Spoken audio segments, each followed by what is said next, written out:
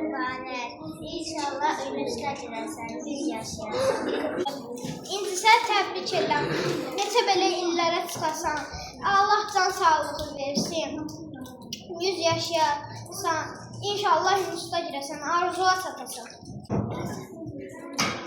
İndi ad günü təbrik edirəm, xoş günlərə çıxasan, necə billərə çıxasan, arzulara çatasan.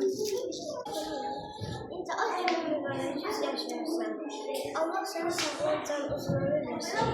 Günü mübarək 100 yaşayarsan, inşallah üstünə gedib aile savadlı olasan.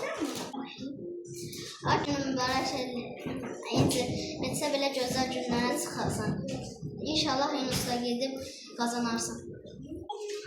İndi ad günü təbrik edirəm. Hədiyyələrin bol olsun. Ad günü təbrik edirəm. Ad günü mübarək. Necə belə illərə çıxasan, 100 yaşayasan. İndi ad günü təbrik edirəm. Necə belə gözəl illərə çıxasan, 100 yaşayasan. İndi sən ad günü təbrik edirəm. 100 yaşasan, Allah uzun ömür can sağlığı versin. Necə belə gözəl yerlərə çıxarsan, inşallah instituta girərsən, qazanarsan. Amin. İndi ad günü təbrik edirəm. 100 yaşayasan, sən... Amin. Amin inşallah. Amin.